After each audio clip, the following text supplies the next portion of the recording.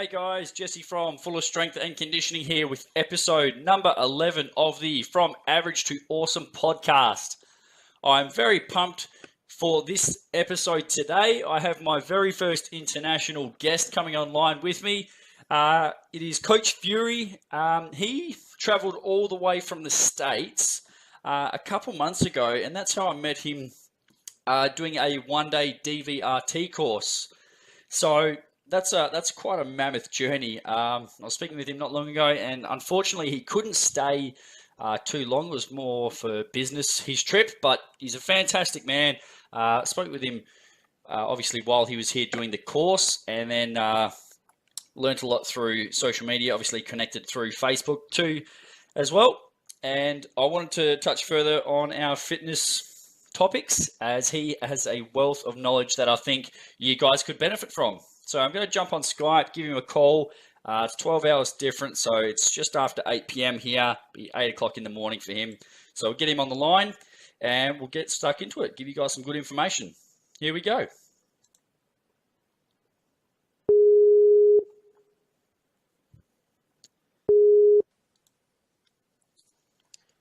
Coach Fury, he's back. What's up, Jesse? How you doing, man? I'm good. Good. I've just done an awesome introduction on yourself, mate, just saying how much of a trooper you are coming all the way from the States. Obviously that's how we got connected. You know, you travel around the world doing some courses and managed to meet you face to face, and wanted to pick your brain and give the listeners some tips for health and fitness, mate. So welcome on board. It's a pleasure to have you. Awesome, man. Thank you for having me. Sorry it's been a hassle to sort of line up our schedules. Nah, it's okay. I can understand how busy you are, and then obviously, like we were touching on a few minutes ago, you know, you're going down with the Godzilla virus in Japan. So it's it's well worth the wait, I'm sure. So I'm looking forward to it, mate. Awesome, me too. So Fury, what I'd like you to do, mate, is just to give the listeners out there a bit of a background for yourself on, you know, where you first got started in the health and fitness industry and what you do for a job. What do you do for a job? Cool. So background in health just in general for me is I've never been on any sort of an athletic team. Yep. I was like into BMX and heavily into skateboards for years. When I finally became a father, I was with when my daughter was like 6 months old. I realized like it was just hurting carrying her around, and I was like, that's fairly pathetic, and I decided I needed to become a strong dad. So I started doing what kind of lifting I did, you know, in the weight room pretty intently to just try to get strong, and eventually ended up joining a Muay Thai gym. Oh, cool. And in learning Muay Thai, they had a kettlebell program, and I took a class, and it literally has completely changed my life taking that class. Like kettlebells, I understood them and I wanted to learn more, and that basically is what got me going. As far as a job, if I actually call it a job, I get to I'm a trainer at Mark Fisher Fitness in New York right now in Hell's Kitchen, but it was just announced that I'll be moving to the new Bowery location, which I'm really excited about. Yep. I'm a master RKC, so I get to travel and teach HKC and RKC kettlebell certifications. I'm an original strength lead instructor, so basically what brought me out where I met you was to go out and teach original strength. And then I'm also master DVRT instructor. So I get to travel for Josh Hankins' program and teach people about that, which is pretty awesome. I don't know how I have all these opportunities. That's right. If you were to have a badge with your name and all your credentials, it'd be about a mile long. So no, that's awesome, man. And like you said, you're very privileged, got a wealth of knowledge, and it's fantastic that you've got the ability to go and, you know, travel all these places and share it. So that's fantastic, and it's quite an interesting story of sort of how you got started. That's cool, man. I like that. Thanks, man. Right. So what first got you into the world of, you know, health and fitness for your own journey? I know you said you got into kettlebells. Was it sort of as soon as you touched one that you sort of went, I need to do this? Or was it more for the fact that you wanted to be a strong father for obviously your daughter? Right out of the gate, it was just to be a strong father. That was the biggest impetus to me. Like when you finally have a kid and you realize that, like, have you become the adult you wanted to be? And I realized as a guy that had gotten heavier than I think I realized I had gotten, but still had, bald head, shaved head, covered in tattoos. Like I still Yep. felt like I looked strong, and I realized that I wasn't. And I just wasn't going to make that acceptable as a dad for myself. Yeah. Okay, that's pretty powerful, man. I'm sure a lot of people can relate to that. Obviously, bringing a child into the world, you want to be in the best shape and the best ability to look after them. So that's very powerful, man. Just want to touch on some of your credentials. So, what sort of led you to get the mammoth amount of accreditations that you have? Is there something sort of driving you to get the credentials that you've got? Or is it something that you've just sort of done one after the other in just terms of self-development? Jesse, it's interesting. I actually, it's like, I don't feel that I have a ton of, accreditations. I'm just fortunate to be in have leadership roles in the things that I really love. Yep. I think there's like a million trainers out there that have a million more initials that they could put at the end of their name. For me, it was, when I found kettlebells, it just made sense. I'd been spending so much time working out, doing, the old school traditional back and by chest and tries, 6 day a week thing, because Yep. it's all I knew.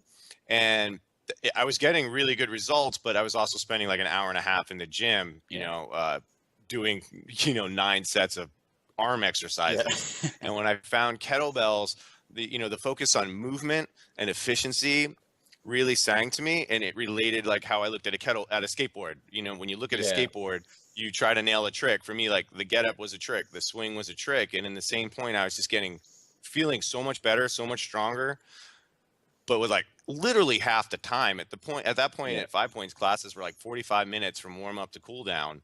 Yeah. So you were just getting this amazing, productive, efficient, fun, mentally challenging workout, and I could just go and then go home and see my kids or go to work. It just didn't take as long. So that was what got me into kettlebells.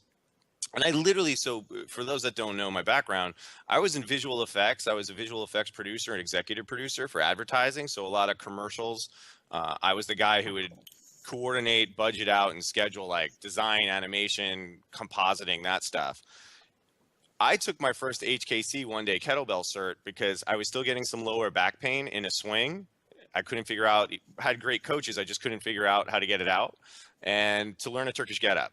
I had no interest in being an instructor at all. Like it was so far out of my realm of thought.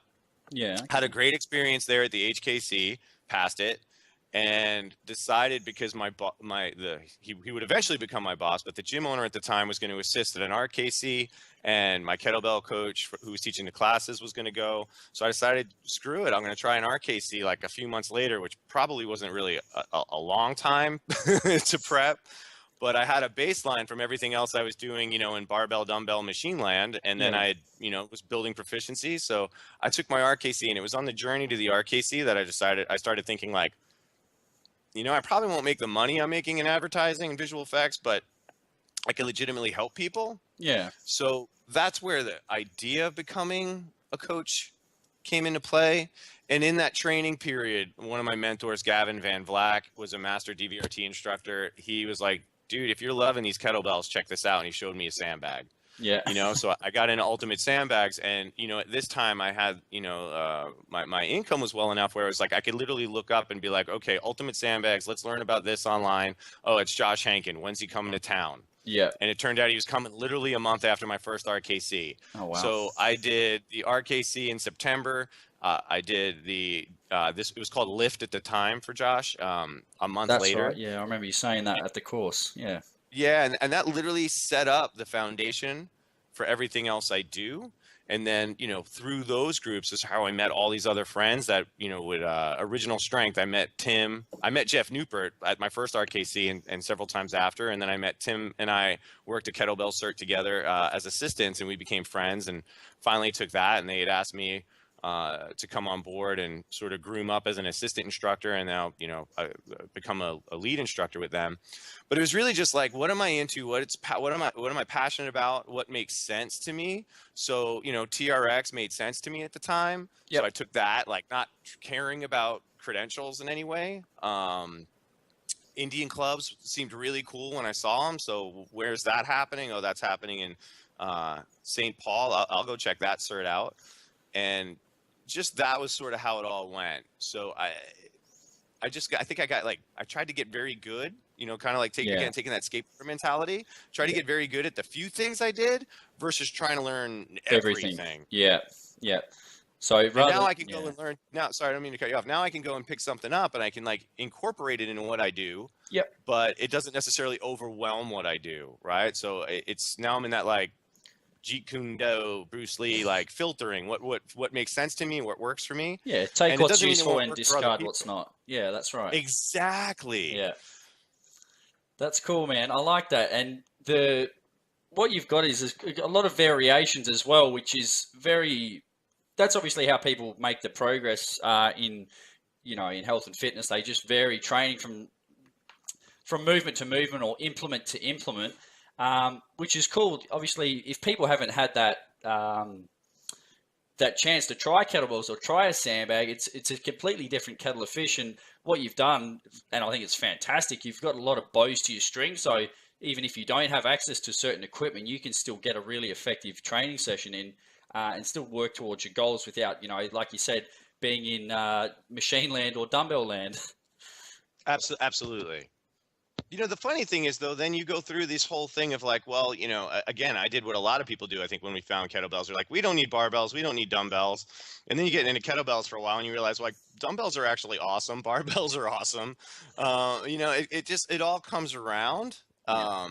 Even some machines will serve a purpose. Again, for me, it's like if somebody's going to go and lift, there's like the ideal thing they can lift. Yeah. But the most important part is that they're actually moving somehow. Yeah, that's right. I was actually having a chat with a friend of mine for lunch, and we're just talking about doing dips. So, whether it's parallel bars or on a bench, and it's something that we've both got away from just because, the internal rotation of the shoulder, the risk versus reward, but it's something that he uses for, the elderly population just to help them get out of a chair. So it really comes back down to function and also the goal. Like you said, you want it to be strong for your daughter. So obviously that the kettlebells helped you do that, create, a better training effect or a quicker and more effective training effect. So I think that's a really good key for people to take away. Training doesn't have to go forever, but you got to find what suits you as well. And that's a big one, I think.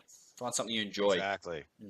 Yeah, completely. Because if you're miserable doing it or you have clients that are miserable lifting, you could try to bulldog them through something. How long is that going to last before they fall off? Yeah. The goal is like, I was having a conversation yesterday about this. Like, the longer you're in this game, the simpler you realize it becomes to have results with people. Yeah. Because it is consistency in the long term. Now, if you have specific goals like competition, that is completely different. Sports completely different. But for the average general person, you need to get them in there for like a strong 30 minutes. Yep. They'll work more than that, but like if you can get like a good intense 30 minutes, and it doesn't have to be like direction. Yeah, that's right. Yeah, make it, have them where it's enjoyable enough and rewarding enough that they keep wanting to come back instead of you making them come back. Yes, right? I like what you've said there. They've got to want to come back, and it's. I'm not sure what it's like over in the States, but over here, I've spoken to a lot of clients and a lot of people about certain types of training, whether it be boot camps or, they've got functional training now, and it's people getting flogged, and it shouldn't be a chore. Exercise really shouldn't be a chore. It should be challenging, but at the same time, it should be rewarding in the fact that you're doing something positive for your body, or you need to have some enjoyment in it. So that's completely. Yeah. We have that here too. It's, there's still that missed expectation that a successful training session or workout is based in sweat and fatigue. Yeah. Right. Like there's still that missed. If I didn't sweat enough, it wasn't a good workout. Did I almost puke that time? And that's not what it is. Like our session should be fueling us, not depleting us. That's right. Absolutely. I just want to switch gears a little bit and just touch base with DVRT. So obviously that's where we connected face to face. I missed the OS course, unfortunately. Yeah, you did. I'll have to actually enroll and get one done because a friend of mine in Queensland, Jamie, he does it as well, and obviously I'm at Piers. it's definitely something I'll have to add to the credentials list and learn more about. But just explain to the listeners what DVRT is and sort of the benefits and differences in comparison to sort of traditional weightlifting like machines or dumbbells. Sure. DVRT stands for Dynamic Variable Resistance Training. It was created by Josh Henkin, who also created the Ultimate Sandbag itself. So it's basically a system of training, which the Ultimate Sandbag's the ideal implement for it, but it's not the only one. I think, we talked about this at the workshop, that DVRT goes well beyond sandbags. Josh is also a master RKC. He uses kettlebells, does a lot of body weight stuff. The Ultimate Sandbag, or the USB, it just is such a unique thing. And what Josh has done is people have been doing sandbag type training for, a long time, but nobody had a real system for it. So when Josh designed the Ultimate Sandbag, he came up with a system of where to put the handles and how to use it, how to progress, how do we challenge. The main thing of it is really working on quality of movement and movement competency and efficiency first over load, because we can challenge a person in so many more ways than simply adding plates to a bar or getting a heavier kettlebell or dumbbell, right? And that's like sort of what sung to me on it. There's a lot of freedom and creativity that is still available within DVRT that, sometimes kettlebells are limiting in a way. I don't mean that in a bad way. It's just, how many holding positions are there? How many ways can you swing a kettlebell? The Ultimate Sandbag with the different handles and the different foot positions, different holding positions, it's just fairly, it just offers a lot more. Yeah. And it puts you in that frame of mind where, what is this, as a client comes in, what is their goal? Where do I need to meet them? Right? Versus, I only use kettlebells. Yeah. So I'm going to take any person that comes in and teach them only kettlebells. Or I love powerlifting, so everybody that I train is going to do, the big squat, three. bench, deadlift. Yeah. Yeah, so it's just a great way to have that access to it, because quite frankly, like we mentioned earlier, like not everybody needs a double body weight deadlift. No. It's like nobody needs really to have a heavy bench. People need to be able to move well and feel strong and perform activities. Yeah. And that's the main goal. And I think that's what I learned a lot from Josh. I would always say that my first RKC was like such a amazing, life-changing experience. And I got very good. I learned a ton on like how to perform and coach the lifts. And Josh's cert, I shouldn't say I think, I know it did. It just provided me a bigger lens of how to view movement as a whole. Yeah. And really had a massive impact on me as a coach. Yeah. I like what you said there about, obviously the progression and regression model as well, because if you were to take someone off the street, just grab maybe 5-10 people and just say, this is the gym setting. How do you make it easier? How do you make it harder? Probably 9 out of 10 times people would say, add more weight, do an extra 2 reps. So, and that's the thing. It comes down to good. This is about good coaching as well. It's not about running people into the ground, which we already know, and it's trying to communicate that to the broader public. But it's things like challenging stance, challenging holding position, like you said, changing tempo, things like that. They're all real subtle ways to actually progress, and that's the thing. You're not going to find, and this is something that I continue to preach, is that you're never going to have these big leaps and bounds or consistent big leaps and bounds in progress. It's going to be small wins here and there, an extra rep, an extra 5-second hold, or an extra whatever it is, changing the stance from a bilateral to a unilateral position. So I think that's something that if someone isn't really looking for a sport-specific goal or competition, then that would be fantastic for them. Get them moving in different planes of motion, getting them up and down off the ground as well, like you said, even using Turkish get-up. So I think Josh has got a fantastic system, and it's the key word there is a system. It's actually organized to go up, to go down, and to move things. Josh is just so brilliant. It's really laid out very well. And what you said there was really important, planes of motion. So on that aspect, that's one that like everybody needs, right? How many athletes, if they're just working the gym, I'm not trying to get super sport specific, but to be able to start loading transverse plane, frontal plane, because how much of what we do ends up being, sagittal plane. So that was the other most unique thing at the time for me, before I really dive deeper into like, foot positions and holding. This is when I was still becoming like learning as not even as a coach necessarily, but just as a enthusiast. Yeah. And that stuff, you know, like here's your deadlift. We have rotational deadlifts. We have rotational snatches. That's right. We have a full system to safely get you there over a long period of time, because there is no rush. Yep. And that's the thing that I love about that. So, you know, it sort of glues so much of what I do, makes it understandable for me.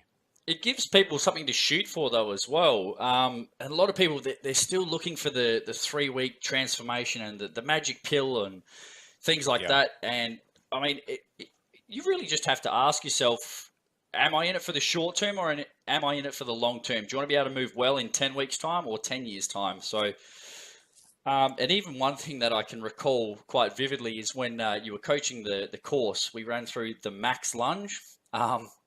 It looks, some of the exercises, they look fairly simple, but when you actually get the ultimate sandbag in place, or you start challenging these different positions, it just opens up a whole different kettle of fish to actually challenge the body and challenge the system. Yeah, it's most people, when they look at an ultimate sandbag, they're it's almost like, I don't want to say they're dismissive of it, but you know, we're used to thinking of things as load, like it has to be heavy to be difficult. Yep. And most people, I challenge you, clean a 50-pound sandbag onto your fists and press it. It feels dramatically heavier than a 50-pound USB. Like, you know, if you break it down and you're using two hands, it's only 25 pounds per side, but the way the dimension shifting, the way the sand is shifting, gravity's having play, like that's the magic of the ultimate sandbag, is, you know, dealing with these variables, dealing with dimension, dealing with a non-balanced, non-rigid item. That's right. Unless you really invest in that, you're not aware of it. When Josh first came up, we have in the DVRT level 1 cert, we have a clean and push press test. Yep. And it at the time, we were the guinea pigs for it. And he was like, guys, I think it's going to be for, you know, at this time, my weight class, an 80-pound bag for 50 reps. And at this time, man, I was crushing like double 28K, double 32Ks for multiple sets of 5 kettlebells. So I grabbed a 100-pound ultimate sandbag thinking like, I'm just going to house this thing. And about 15 reps in, I was hosed, you know? So it's just such a different thing. And when you want to think about, like, you know, risk, reward, and safety, like that's the kind of challenge that's great for people, because it also has a more direct living life things. Because when are we picking up things with our kids or around the house or at the car, in the yard, wherever, that are like perfectly designed to be lifted? Yeah. You know, and that's the other benefit of that. All right. Just touching on that. How would you describe functional training? So what is your sort of classification of it? Because it's a bit of a buzzword. Everyone's trying to do something that's functional, but how would you describe it, and which sort of implement or system or systems can people incorporate to sort of get that full benefit of functional training? You know, I think I'm stealing this from Josh because I believe in it. But functional training, functional fitness for me is just developing the ability to move with strength and coordination and efficiency in all ranges of motion.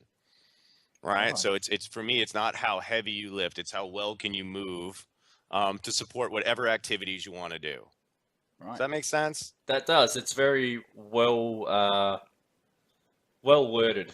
It covers all bases. So you've got mobility, you've got the strength, and you've got the coordination as well. And that's something I think a lot of people lack, is the coordination. It's, say, for example, someone's doing a barbell deadlift and you say chest up, the first thing that moves is the head. So it's been able to, what's the word, isolate specific joints and move,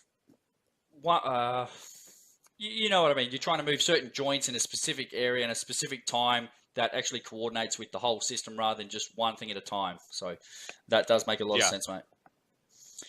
Right, moving on to OS, so original strength. I missed out, but run through with the listeners what the role of OS is and how it can benefit people, and also just touching on what a reset is. So that's obviously the course that was run when you came over in Perth. Sure. So original strength is based on, created by Tim Anderson and Jeff Newport, is created based upon the developmental sequence. So essentially, unless you're born in an area where wild animals might eat you as a baby, we all basically develop the same way. And nobody has to train us or teach us to do this. We all start breathing beautifully, diaphragmatically. we all start learning to raise our big ass baby heads. Then we start rolling around, then we start rocking, then we start crawling, and that helps develop us to get upright. And while we're doing that stuff, we're developing our vestibular systems. We're connecting the whole body together because, another thing that correlates with DVRT is, we're a big X, we're a sling system, Yeah. Opposite hand to opposite foot. So every time we're doing contralateral midline crossing movements, we're just strengthening not just our bodies, but also the mind-body connection, because they shouldn't be two different things. They should act as one. Goes back to my view of what functional fitness is. Like, you shouldn't have to think about every task you're going to do. You should just be able to, like, here's a thing at hand and I can go do it. Yeah. So that's the main thing with original strength, is tapping into that. So what we call the resets is how we directly start rebooting the nervous system by going back and revisiting stages of the developmental sequence. And we have progressions or regressions, and I don't necessarily love those words, progressions. They're just difference, for me, same as with difference. It's whatever is achievable for the person, where they're at that day. Yeah. And that's sort of what the resets are. So it might be crawling or Spider-Man crawling. It might be doing segmental rolling or or just literally taking a breathe break. Like, it's kind of shocking how much, if you just, like, at the beginning of every session, breathe for 2 minutes, it's kind of amazing how well you're going to move without even thinking about it. And the breathing thing, it's something I have seen and done a little bit of research on. Obviously, the diaphragmatic breathing, probably a little bit more to correlate with the goals that I have personally and obviously for my clients. But this is something that obviously I need to go and do the course to get the full benefit of. The breathing thing is just one thing, but that sets the whole body up in terms of finding position and then obviously being able to brace in the right areas under load. So I think here's the interesting thing, though, if I can bring this up. So if our body's firing correctly, right? So in OS, we're looking at more of a reflexive strength standpoint as opposed to like a tension techniques. Yep. So if we can get the body to reflexively move well, and I add a weight, the body will sort of brace on its own as needed, versus having to create a tension technique. Now, mind you, there's a point where we're going to add tension techniques. Like, I'm not saying go grab like a massive barbell and don't get tight for it. Yeah. But that's what I love about original strength is the stuff underneath. So one of the things that I dealt with a few years ago is I started having lower back issues pretty bad for like 4 months. And what I realized is I had learned, to create a lot of tension to haul a lot of weight. But reflexively underneath that, my stabilizers and some of the other muscles were not firing as well as they should be.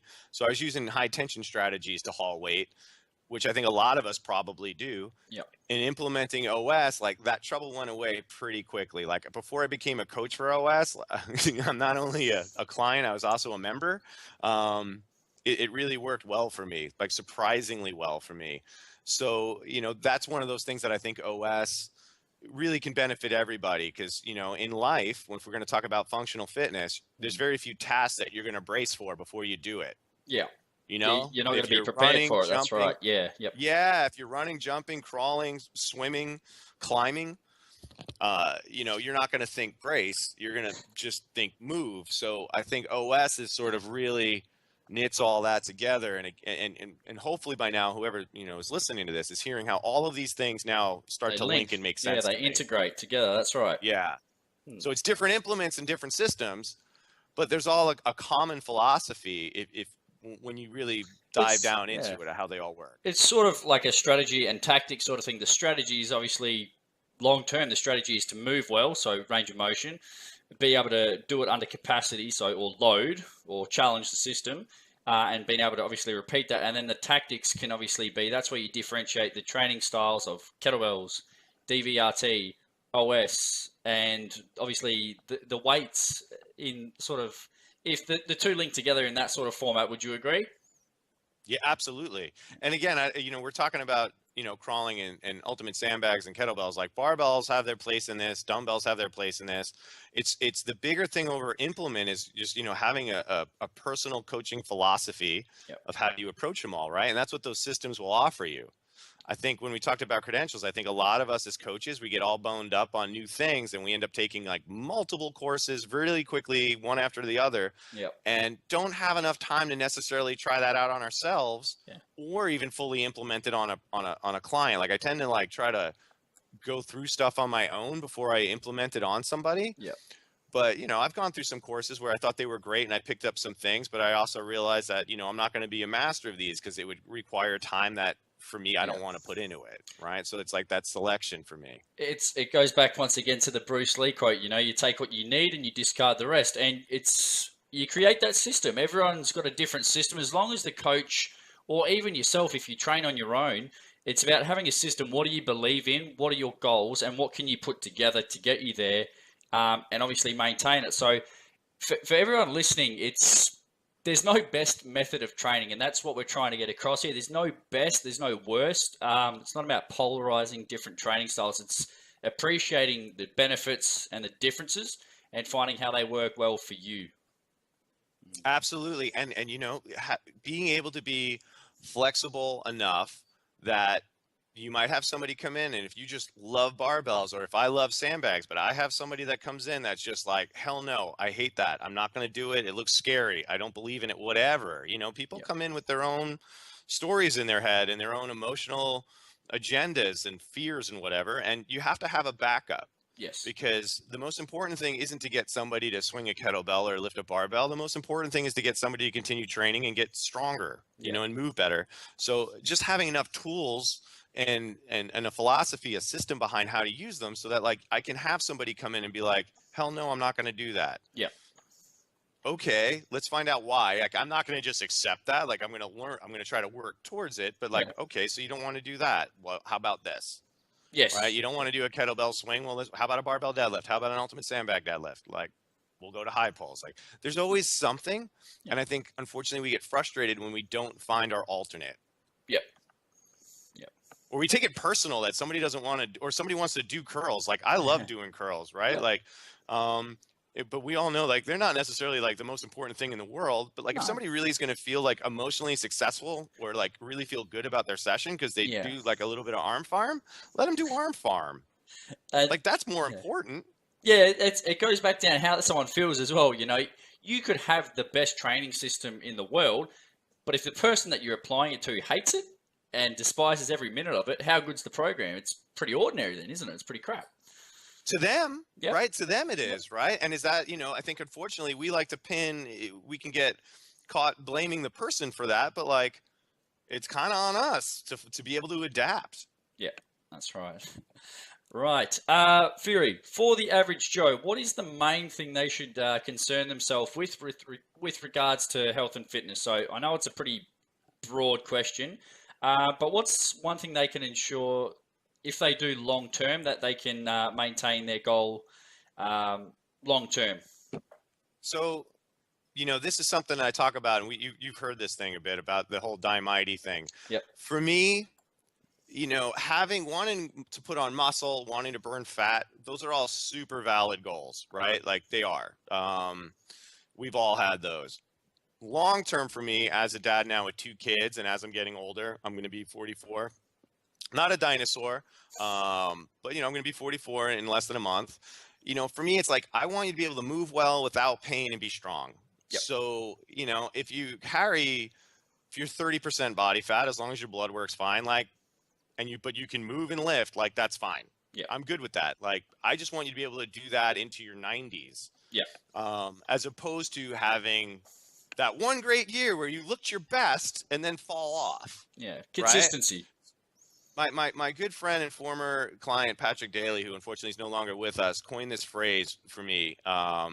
It's your fitness 401k, right? So you're investing in yourself for the long haul. You're going to have great workouts. You're going to have crap workouts. You're going to eat well. You're going to eat horrible. Yep. You're going to get injured on something, whether, you know, I'm not saying the gym, but something will happen. You'll get sick. You'll miss the gym for a month, right? You'll have a bad breakup. You'll lose a job. You'll get a new job. You'll travel, whatever. The trick is to keep coming back. You know, it goes back to what we said in the beginning, consistency. Yep. Allowing defeats and knowing that you're still a great human being, but getting back so that we can all like really keep moving well for as long as possible. That's my goal. And if you can really dial in all of these techniques, eat great. That's my hard part, eating and scheduling time for me, because my schedule is just a nightmare. Yeah. You know, if you can maintain those goals, if you do lean out, like you totally can, but you have to be all right with the fact that you're probably going to have like a bad month at some point or several points, and just keep coming back. Yeah. It's been, yeah, having the ability to just persevere. And for pardon the language, but shit happens. Life gets in the way. It's that, Completely. yeah. Life has so many variables that Completely. throws at it, but as long as you can have that long-term mindset, you're pretty much going to be set. As long as you have that vision and that understanding that you're in it for the long haul, rather than trying to get that six-pack for summer, which is 3 weeks away, or whatever it is. It's always working towards the long term. It's a long-term Completely. game. And you know, for most of us listening, the reality is this: we probably have not had the best week of our lives yet. No. We probably have not had the worst week of our lives yet. Strength training, you know, if we go tap into Henry Rollins mode, who's one of my icons, is, you know, strength reveals itself in character. So in training, it's how we're handling ourselves to not just get strong or lose weight or you know, hit a PR. It starts to develop our character, and I think that's one of the interesting things. The more you meet trainers, and you know, I'm fortunate that I've traveled so much and gotten to meet so many awesome people like yourself. It's like you realize like that's an effect that training's had on all of us. Yeah. And we're all hungry to learn more and meet more people, and like nobody's coasting, and that's just amazing. And I think that's not just because of the people that we are. I think that's something we've picked up through strength training. Yeah.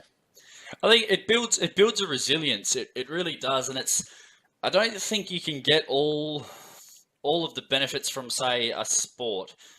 From me, I get a lot of benefit from, obviously, football or soccer, as you call it in the States, but it doesn't build up that confidence and that physical and mental strength as, say, doing some form of resistance training, whether it's a sandbag or whether it's a barbell. I think there's something special about it that a lot of people really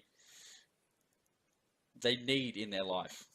Yeah, how excited are people when they do their first pull-up? Oh, it's crazy. You know what I mean? Yeah. And how many people when you first mention it, a pull-up, they're like, that'll never ever happen. Yeah. It's just time, right? It just takes time, but then they finally get one, and they're like, it's amazing, and you know they're going to remember that one pull-up more than like a lot of other big events. Yeah, that's right.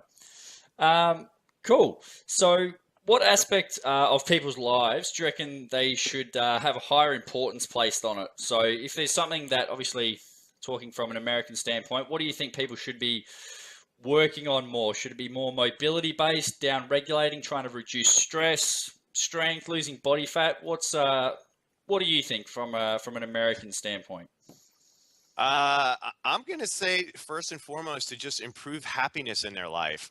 Like, Good. if we can start addressing things that are bumming us out, that will have an effect on stress. And if we can manage stress, usually our hormones start working better. Yep. Our mobility starts to improve as our shoulders leave our necks, our ears, I should say. You know, I think if we can, the ultimate goal is just to try to find some level of happiness out there, right? And then after that, I think, you know, mobility with strength. I don't believe that those are separate items. Yeah. I think you have to start working on mobility, but also building, you know, some strength underneath that. Now, I don't mean loading dysfunction in any way, but I think those are like hand in hand, you know, and that's one of those big things with OS and DVRT in particular. I like it. And this is something I actually ran through with a client just last week. She'd had her schedule just got really, really busy. She works nights, and her schedule just got crazy. She was taking on engagement after engagement, and she's getting really, really busy. And I was like, when do you have you time? When is there like downtime? And she said, well, this week I don't have any. So I gave her a little bit of a task. I said to create a bit of a list, essential on one side, non-essential on the other, and try and eliminate all the non-essential stuff, or as much as you can. And I think you've hit the nail on the head there. It's about being happy. Like yourself and myself, we have jobs that obviously we really enjoy and we take pride in. We can make a massive difference to people's lives. I think a lot of people can if they can try and find that one thing they like, and do more of it, it's going to tick a lot more boxes. Like you said, reduce stress. You can improve your hormones. You can find better positions. So there's your mobility, and then once you start feeling better, if you get better mobility, the strength will come. It's a snowball effect. Yeah, and you start moving better, feeling better, looking better. Yeah. You get that confidence boost that comes in, and it's so powerful. I guess the thing that I've been talking about a lot lately with the ninjas at Mark Fisher Fitness, and just as my philosophy is, sort of constantly sort of sharpening itself, is, one of the great sessions, we had a woman come in, and she's awesome, but she was so stressed one session. This was about like 8 months ago. And literally, she was the only person I had in that semi-private training session. So what I did is we literally went for a walk. We walked around the block, and we just relaxed, and we talked, and we went around the block, and she came back feeling great. Yeah. Not a single weight was lifted for 10 minutes, but she had a great, and it was one of those things where she remembered it, and she wrote me a nice email later. And as coaches, we can get so caught up on our agenda. Yeah. And what we think a fitness coach is supposed to do, make people sweat or jump around or yell at them to work hard. And quite frankly, we just, if we can make people feel better any way possible, it falls under the umbrella. It doesn't have to be complicated. Yep. You need to have this, like, build a baseline of skills that you believe in, right? Whatever system that is, you have to believe in it. Yep. And then you have to know when to, like, use it or throw it away. Yep. Or for that session, throw it away. And, that's that moment when we just went for a walk around the block really rings out to me, because I think, I could probably get fired from most gyms if I just took a client for a walk around a block during a paid session. But I think, so, like you said, she thanked you for that. And that's when it comes to, you progress as a coach. It's knowing you find the signs where people, when to push and when to back off as well. A plan's only as good as the execution. And if someone's not up for it, like you've seen, she was stressed, and it's just, you throw the plan out the window for that session, and you just get her back to neutral. And she was feeling happy again. That's the end goal. You want people happy. You don't want people dreading having to go to the gym or go to their fitness class. So props to you, Steve. Thanks, brother. Right. I normally ask this question as it relates to Australians. As you are my first international guest, I am going to pose it from an American point of view. So, as a whole, do you think Americans are heading in the right direction to improve their overall health? I think so. I can't say how big the movement is, but I think, in meeting new people and getting to talk to a bunch of coaches, like we just had like a coffee local fitness networking thing at Mark Fisher Fitness yesterday and talking with people. I think there's a lot of us that are becoming more and more like-minded, that are not only just like learning how to use kettlebells really well and getting certified or ultimate sandbags, but I think there is, like, we're starting to realize more and more about the emotional aspects of coaching and the habits that are needed, as opposed to just counting reps. I think there is a growing awareness of that. I think, unfortunately, like any industry, I think we're going to always have some people that either are stuck doing what they're doing or don't necessarily care what they're doing. Yeah. Training is such an easy career to somehow, just jump in on. And I can say that as having done it pretty easily myself, but like, if your motivations are sound behind it. So I think there is a growing network of just like really smart coaches, but more importantly are like wonderful human beings. Yeah. And I'm finding that wherever I travel. All right. That's a very detailed answer, but I like it. And I think it's always going to be interesting, obviously, with the revolution of social media. I think it can go one or two ways. If we can get the messages like we're putting out there, like, people need to have fun, but obviously stay mobile, stay strong, and do it consistently. I think if people can actually take that on board and really think about why they want to do it, I think it's definitely the right message to send, and it needs to be heard from a lot of people. Yeah, I'm also going to say, to counterpoint that, I'm not looking to win some sort of war on fitness to make it that. Like, if people want to do other things and that appeals to them, or they're just not going to buy into crawling being good for them, you know what I mean? Like, of course. Or an ultimate sandbag or a kettlebell, like, because they have their thing. you know, I'm not going to try to fight them to win that. I think we can hit. I think we We're can going to meet tap people into the halfway. Yeah. exactly, and there's going to be more people realizing that there's other options, you know, like, so I think as long as we're open to everything, Yeah. we just create a better world of fitness. I'm no better than anyone, right? So it's, Just well, maybe different. a few people, just different, Yeah. and that's okay. One of, like, you know, the aspects I had to get used to being a trainer is, let's face it, we can be dicks. We can be so judgmental Yeah. and, you know, about other methodologies, other philosophies, other implements, you know. It's easy to make jokes on certain things, but like, Yeah. if someone really loves Zumba and that person, young or old, will Yeah. go 2 or 3 times a week and not only like move around, but just like really, really enjoy it. Yeah. Who am I to say that that's not effective for them? That's right. It might not hit their goals the way like what their goals are, but if they're emotionally, psychologically doing it and they're moving around and having fun, like, that's a win for fitness. Yeah. What happens is, like, you know, you guys probably didn't see this, but there was like a Super Bowl commercial last year for, I think it was Fitbit. And there's like a second and a half clip of a person doing a horrible kettlebell swing. And all of a sudden, my Facebook lit up with all these, oh my gosh, that's not a swing, this is a swing.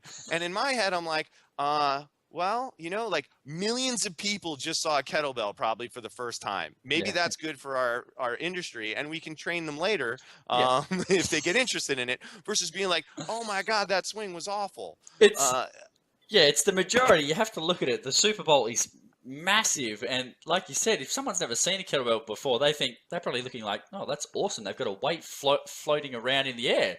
They probably think it's Yeah. amazing. We get so condescending, and so our high horse is so high sometimes, and it's awareness. At some point they'll come to you. There's enough. I'm also a firm believer, you know, if there's plenty of competition out there, but you know what, there's more people than there is competition. Yep. Like, there are enough people, if you can get them involved in your gym Yep. or your clubhouse, your facility, whatever, that, like, there's literally enough people for everybody. Yeah. And we need to, like, let go of that like somehow we're viewing this as a negative on our business or demeaning. It's like, no, it's like, if you do your thing well and you do you, Yeah. you're going to connect with people and you're going to develop your tribe. I mean, that's what works at Mark Fisher Fitness. That's what's helped me in my career, as I've, you know, relatively short career. I've only been a full-time trainer 5.5 years. Yep. You know, building your community. You don't need 1,000 members. You need No. like 100 that love you to death. That's right. Yeah, you've got to find that you find your sort of niche or your clients that connect with you. You're not going to please everyone, and that's fine. I know I probably piss a lot of people off, but you know what? You shouldn't even try. No, that's shouldn't right. even try. Yeah. Right? That's the thing we all miss out on because we want the money. But, like, you should do the best version of you. Yeah. And if you lose the person because it's not a fit, that's going to, A, help them more, and A, make your life easier. Because we've all had those sessions where you're like, can this session end right now? Yeah. Because we're clearly not enjoying each other's time. It's good for both parties though as well. And like you said, if you develop your own system or your own methodology that you truly believe in and that you can really coach well, the people who want that will come for that. And for the people who want the other stuff, they'll go somewhere else. They'll find it and they'll get it done and they'll enjoy it more. Perfect. Exactly. And we stress about that sometimes, but it's like, it's unnecessary. Yeah. All right. Fury, can you show us your t-shirt, please? All right. I would love for you to explain the I Will Die Mighty. So what is it? How did it come about? And why do you live by that code? So Die Mighty is, I used to go on these rants, and it goes back to what I was talking about, like living long. I would go on these rants. My end game is, you know, like I said earlier, fat loss and muscle gain are great things to get you into fitness. They're worthy goals. Yep. You know, they're not just aesthetics. We work with a ton of performers and actors at Mark Fisher Fitness. So, like, that's actually like part of their career. Like, they need to have a certain look. But in the long run for me, my end game is, I want you to live life to the fullest, but I also want you to be 92 years old with your great grandkids at Disneyland and not need a scooter. Yeah. I want you to be able to stay mobile for as long as possible. And ultimately, I don't want to, like, live strong. I want to die mighty. I want to be able to walk myself into my own grave and peace out. Yeah. I just want to try to stay how I am for as long as possible. And I will not accept aging as just a thing. It certainly does have an effect on recovery and how you should train. But I just think if we can keep moving and staying healthy as long as we can, that's a great way to live life. I love it. You want to walk into the grave. I think that's spot on. I think a lot of people, I'm not sure if this is probably the wrong wording, but I'll use it anyway. I think people use it as a cop-out. So one of the ways that I think, especially for people around the 30-year-old mark, perhaps they've done sport through their adolescence and their middle years, their 20s, and then they stop, and then it's, for lack of a better word, it goes downhill because they become less active. They're not getting into the same positions they once were. And you don't have to push. You have to, the expectations as we age have to change. You're going to realize you're not going to be able to lift what you did when you're 20. You're not going to be able to, recover as fast, like you said. And it's a matter of managing expectations, I think, as well.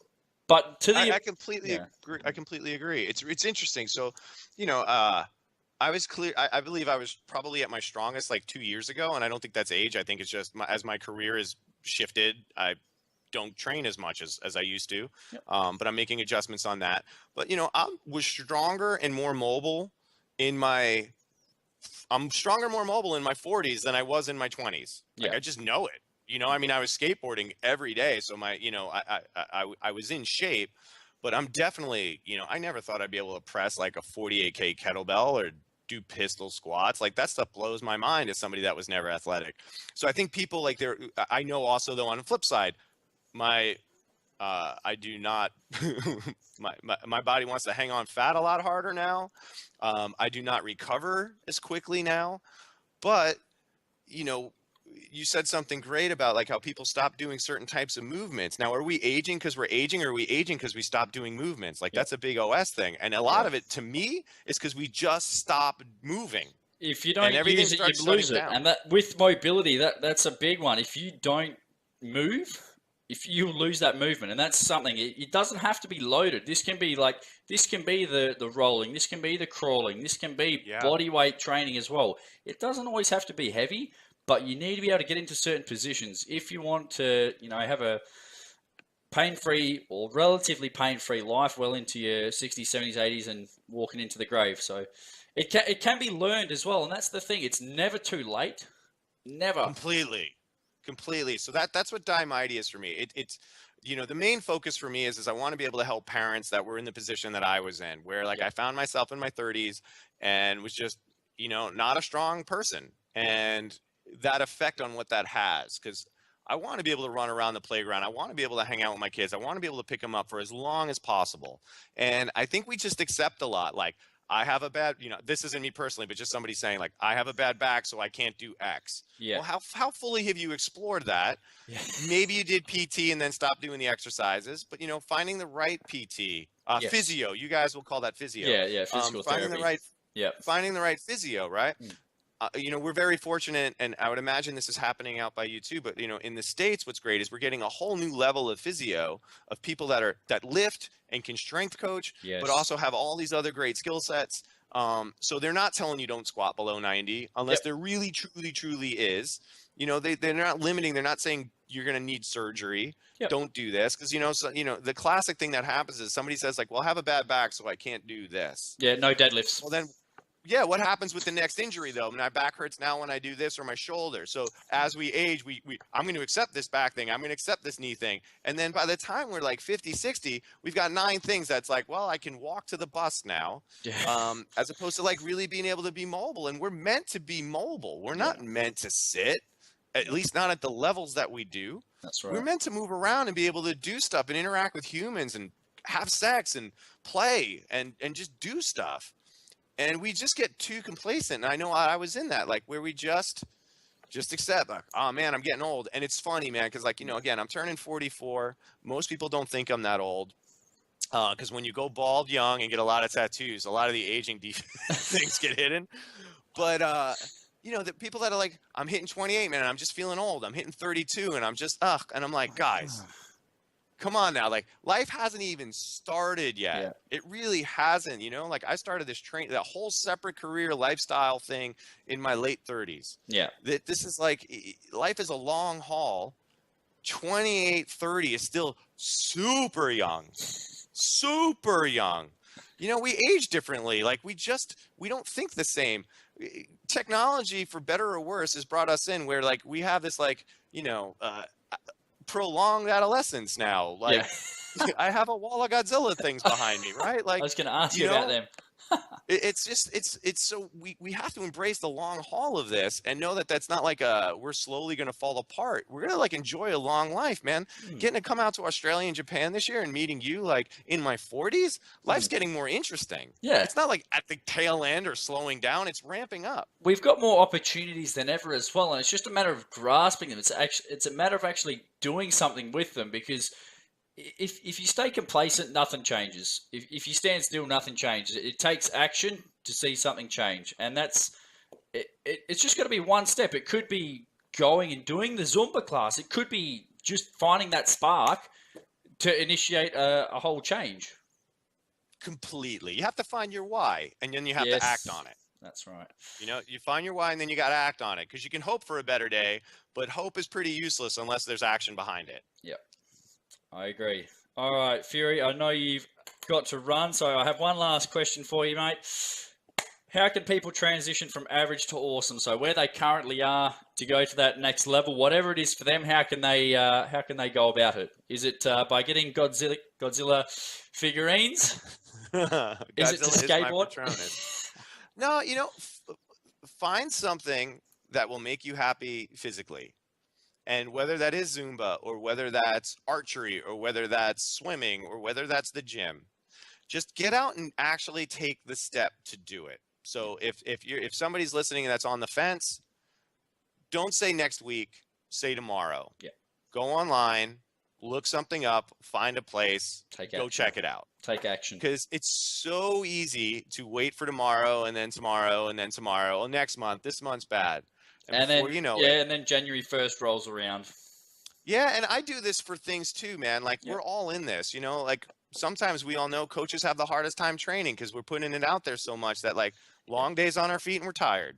Yep. So that's the way to be awesome, is just make the step, whatever you want it to be. To be awesome, don't settle for where you're at, whether that's physically, psychologically, financially. If you're miserable at your job, quit it. Not meaning you do bad at your job, but you're unhappy at your job. You got to think that through. Are you going to spend your life at a job that makes you miserable? Now, there are certain financial things that are going to make it, demand a certain amount, right? But how much do you really need? Most of us think we have to have like the big house and all this stuff, and you don't. I live in a very expensive part of Brooklyn. Well, not my part of Brooklyn, but I live in a very expensive town. Brooklyn, Manhattan is crazy expensive. I do not make a ton of money, but I'm managing to get by and be very happy while doing it. And I gave up a lot of money when I left visual effects to come and do this. And my life is so much more rewarding, even though I still have some debt, even though I don't get to buy a lot of the stuff I want to buy. But you know what? Like, I get to do what I love on the day to day, because we spend so much time at work. So if you're miserable, you got to address that. If you're in a relationship that you know is not working, man, it's a hard call, but make that call. There's a Tony Robbins documentary on Netflix that is kind of mind blowing, where he literally has one of the attendees at his course call her boyfriend and break up with him there, because she knows it's the bad thing to be in, and he makes her do the hard call. I am not your guru. Dude, it's painful to watch, but like, if you think about it, how many relationships are just skating by? Yeah. And I say that as a guy who's been divorced, like from a long relationship. Like, man, like, it was a hard call to make, and it wasn't because of the Tony Robbins documentary. It's like we tried to work stuff out, but at some point, how many people stay together in relationships that aren't working or make them unhappy? What is the end game for that? Don't use kids as an excuse. I have 2 kids. Like, your kids are not going to want unhappy parents. Yeah. There's just so much out there. Make these decisions, but try to make fitness a part of that. Yeah. Because if you are miserable at work and you can't get out of it, feeling good in your own skin and your own body will help you feel better, at least outside of there. And same thing in relationships. Like, if your body feels like crap, everything else will feel like crap. Yeah. Nobody ever said I felt better when I was weaker or more unhealthy. And I don't say that as like a meathead. Yeah. It's just, strength is a gift that we should all be able to enjoy. It's how we were designed to be. And I don't mean like big diesel muscles. I don't mean ripped abs. I don't have ripped abs. I just mean being able to move and enjoy this physical being that we're in while we have this shell. Because sooner than later, it's gone. Yeah. So we need to extend that. Right. That's deep, folks. It is. But He's hit the nail on the head. You have to find something you're happy with, and work's a big one. You know, if you're doing a 9 to 5 or whatever, you're spending 8 hours a day, 5-6 days a week. That's a lot of time that you're unhappy. So find your why, guys. Find your why. Absolutely. All right, Fury, where can people find you online, or if they want to get in touch with you, how can they touch base with you, please, mate? So my website's coachfury.com. You can find me on Instagram at I am Coach Fury, on Facebook at /CoachFury, Twitter, Coach Fury. Dumb nickname, easy to find. If you Google Coach Fury, you'll find me. Right. And, I train out of Mark Fisher Fitness. I have workshops all the time between the RKC, HKC, Original Strength, and DVRT. And I do online training for more specific things, but also more Gen Pop through Mighty. Yep. So hit me up if I can help you. Beautiful. I will link all of those in the show notes. Fury, it's been an absolute pleasure. I appreciate your time, man. This was great. Yeah, it's been a bit of a mission to get it done, but I appreciate how busy you are, mate. I can't even fathom how busy you are, and then obviously your travel schedule, and then the Godzilla virus coming down. So I appreciate your time, man. I'll definitely stay in touch with you on Facebook, as I do with most people these days on the interwebs. Awesome, dude. It's great to see you through the Matrix and getting to hang and talk, man. Likewise. Fury, thanks, mate. Have a great day. All right. Cheers. Later, everybody. Later, brother. Bye. Whew. So there you have it, guys. That is Coach Fury. That was a jam-packed episode. I suggest if there is something that grabbed your attention, I highly recommend that you go back through this episode and re-listen to it, because there were a lot of knowledge bombs, but there was some hard truths as well. So, we did definitely touch on the training aspect of things, but there's a lot of life lessons in there as well. If you're not happy with something going in your life, maybe a chance for you to take stock of where you're at and see if there's something that needs to be adjusted to take you that next step forward and get you to live a happier and healthier life. So that's it, guys. Episode number 11 of the From Average to Awesome podcast is done and dusted. I really hope you have enjoyed it. I would love to hear from you. Give me some feedback. Hit Coach Fury up if there's something that he spoke to and resonated with you, or if you want to hit him up for some coaching, by all means. The links are in the show notes. Whew. It's 9:15, guys. I've got to get to bed. I hope you have appreciated this information, and I hope it has helped you in some way, shape, or form. All right, stay tuned. I will release episode number 12 in the coming weeks and months. Have a great night, guys. And if you can have 5 minutes spare, I would love it if you could head to our Facebook page, Fulla Strength and Conditioning. Give us a like so you can stay up to date with all of the news and updates that we put out on that platform. Until next time, guys, have a fantastic day and stay awesome. Bye-bye.